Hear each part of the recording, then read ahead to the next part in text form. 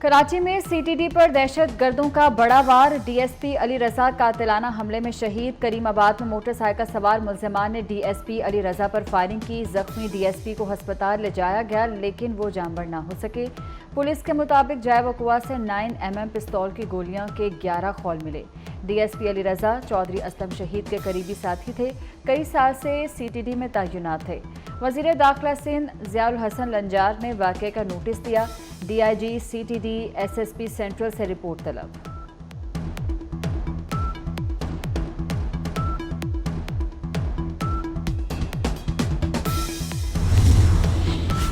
D S P Ali Raza شہید کریم آباد میں دوستوں سے ملنے آئے، شکیل کارپوریشن کے مرکزی گیٹ پر رکے، موبائل فون پر بات کرتے ہوئے شکیل کارپوریشن میں داخل ہوئے۔ 2 موٹر سائیکلوں پر سوار 4 ملزمان نے فائرنگ کی۔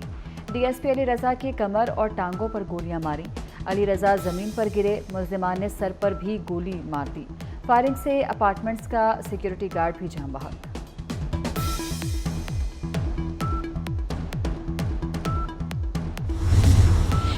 وفاقی وزیر داخلہ محسن نقوی کا D S P Ali Raza شہید کو خراج عقیدت۔ واقعے پر شدید افسوس، اہل خانہ سے دلی ہمدردی اور اظہار تعزیت۔ کہا ڈی ایس پی علی رضا نے شہادت کا بلند مرتبہ پایا، شہداء کی قربانیاں رائیگاں نہیں جائیں گی۔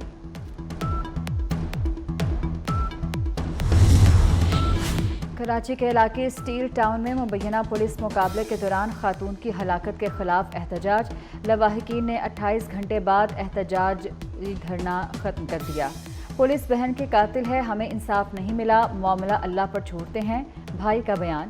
واقعہ حادثاتی طور پر رونما ہوا، جوڈیشل انکوائری کے لیے تیار ہیں۔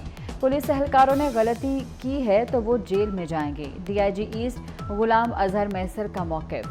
خاتون کی ہلاکت کے خلاف احتجاج سے نیشنل ہائی وے پر شدید ٹریفک جام رہا، کراچی اور ٹھٹھہ آنے جانے والے مسافر پھنس گئے۔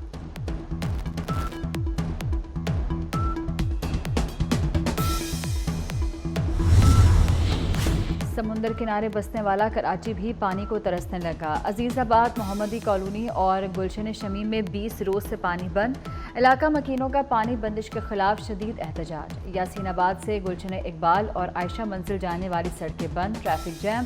مظاہرین نے ٹریفک جام میں پھنسے 3 واٹر ٹینکر کا پانی سڑک پر بہا دیا۔ گھروں میں پانی آ نہیں رہا، ٹینکر والوں کے پاس کہاں سے آ رہا ہے؟ مظاہرین کی دہائی۔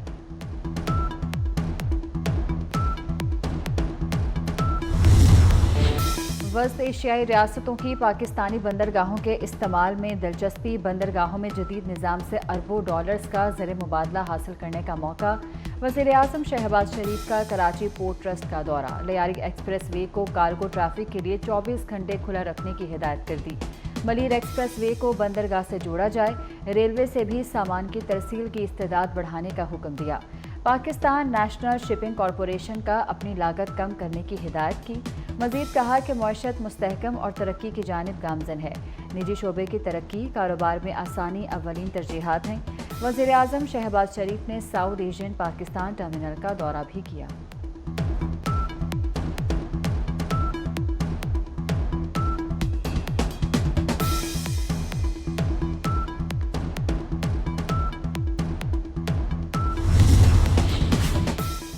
توانائی کے شعبے میں 5 ارب ڈالر سرمایہ کاری کے لیے اعلیٰ سطح کی کمیٹی قائم۔ وزیر اعظم کی منظوری سے 18 رکنی کمیٹی کو 12 اہم ٹاسک سونپ دیے گئے۔ کمیٹی کے سربراہ وزیر خارجہ اسحاق ڈار، 6 وزراء، 6 سیکرٹریز اور چیئرمین ایف بی آر بھی کمیٹی میں شامل۔ آئل اینڈ گیس کمپنیز کے نمائندے بھی کمیٹی کا حصہ ہوں گے۔ کمیٹی گیس سیکٹر کی گردشی قرض کے حوالے سے تجاویز دے گی۔ 3 ہفتے میں وزیر اعظم کو رپورٹ پیش کرے گی۔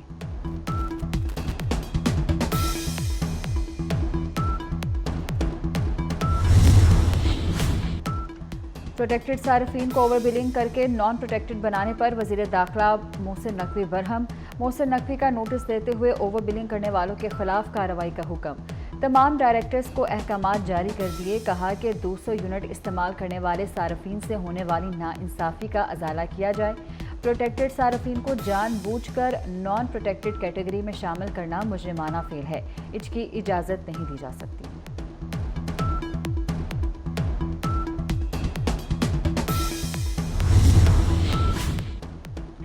ڈرگ مافیا پر بڑا ہاتھ ڈالنے کی تیاری، منشیات کی آن لائن فروخت روکنے کے لیے پلان طلب۔ تعلیمی اداروں میں آئس کی خرید و فروخت روکنے کے لیے بھرپور کارروائی کی جائے گی۔ وزیر داخلہ محسن نقوی کی ANF کو سائبر ڈرگ کنٹرول میکانزم تیار کرنے کی ہدایت۔ کہا آئس کی لعنت نے کئی خاندان تباہ کر دیے، بچوں کو بچانے کے لیے اس لعنت کے خلاف جہاد کرنا ہوگا۔ وزیر داخلہ نے اسلام آباد میں اینٹی نارکوٹکس ہیڈ کوارٹرز کا دورہ کیا، یادگار شہداء پر حاضری دی، پھول رکھے، فاتحہ خوانی کی، لان میں پودا لگایا۔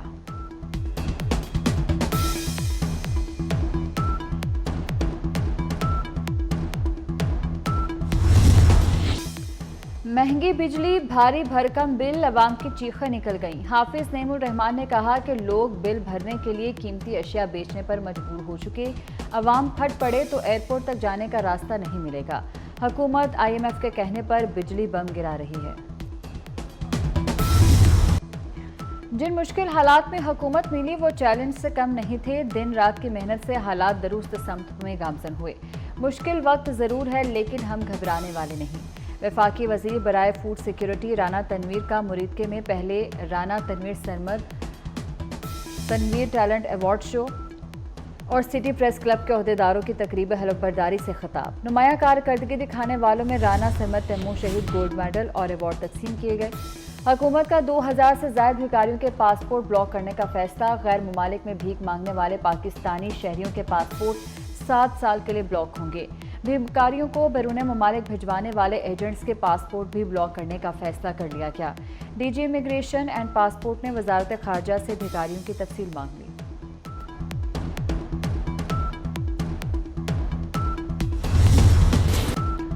ملک کے مختلف علاقوں میں بارشوں کا سلسلہ جاری۔ وفاقی دارالحکومت اسلام آباد، ایبٹ آباد، حویلیاں، پشاور، صوابی اور نوشہرہ میں بارش۔ کراچی میں مختلف علاقوں میں بارش، گرمی کا زور ٹوٹ گیا۔ ٹھنڈی ہوائیں چلنے سے موسم خوشگوار۔ کشمیر، شمال مشرقی بلوچستان میں مزید بارش کی پیشگوئی۔ DG خان کے ندی نالوں میں سیلاب کا خدشہ۔ لاہور، سیالکوٹ اور فیصل آباد میں اربن فلڈنگ کا الرٹ جاری۔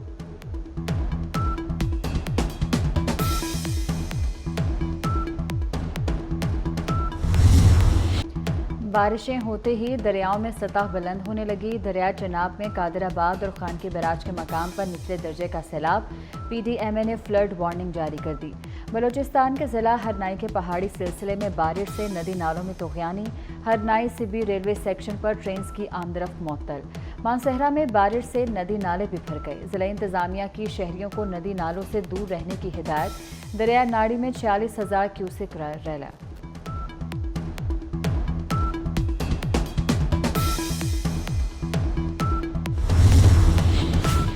شدید برف باری اور موسم کی خرابی۔ K2 پر مہم جوئی میں شریک پاکستانی خواتین کوہ پیماؤں کی طبیعت خراب۔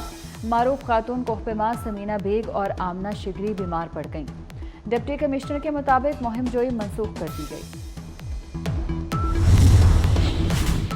ریلوے حکام ٹرینز کو پرائیویٹ کرنے کے فیصلے پر بضد۔ محکمہ ریلوے کا 20 سے زائد ٹرینیں پرائیویٹ کرنے کا فیصلہ۔ گرین لائن، قراقرم ایکسپریس، پاک بزنس جیسی منافع بخش ٹرینیں بھی نجی شعبے کے حوالے ہوں گی۔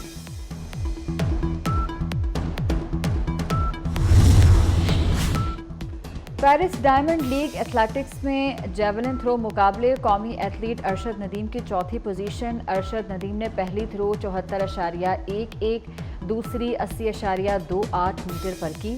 ارشد ندیم نے تیسرے تھرو 82.71 میٹر، چوتھی تھرو 82.17 میٹر اور پانچویں تھرو 84.21 میٹر دور پھینکی۔ ویبر جیولن میں پہلی پیٹرس اینڈرس کی۔ بھارتی فوجیوں نے ریاستی دہشت گردی کی انتہا کر دی۔ غاصب فوج کے اہلکاروں کی مقبوضہ جموں کشمیر کے ضلع کلگام میں فائرنگ، 5 کشمیری نوجوان شہید۔ نوجوانوں کو بھارتی فوجیوں نے محاصرے اور تلاشی کی کارروائیوں کے دوران شہید کیا۔ بھارتی فوجیوں نے چنگام فریسال میں 4 نوجوانوں کو شہید کیا۔ ایک نوجوان کی لاش موڈر گام میں مکان کے ملبے سے ملی۔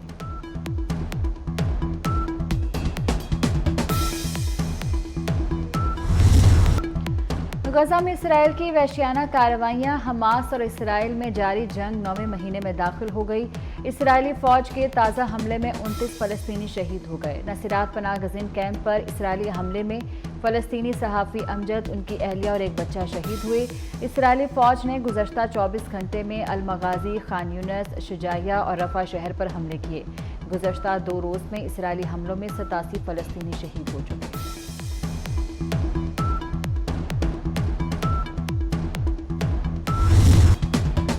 सरारे दारुल हुकूमत तल अबीब में रात को हुकूमत के खिलाफ बड़ा मुजाहरा। मुजाहिरीन ने बास मकामात पर आग लगाकर सड़क बंद कर दी।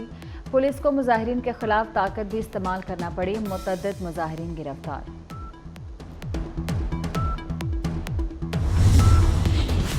नए बरतानवी वज़ीर-ए-आज़म का तारकीन वतन के हक में बड़ा कदम। कीयर स्टार्मर का गैर कानूनी तारकीन वतन को रवांडा भेजने का मंसूबा खत्म करने का ऐलान। बरतानवी वज़ीर-ए-आज़म कीयर स्टार्मर कहते हैं कि रवांडा मंसूबा शुरू होने से पहले ही मुर्दा और दफन हो चुका था। रवांडा मंसूबे से सिर्फ 1% गैर कानूनी तारकीन वतन कम होंगे।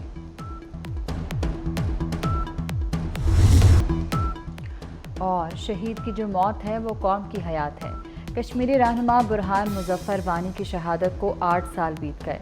बुरहान वानी ने सोशल मीडिया के जरिए मज़लूम कश्मीरियों की आवाज़ उठाई।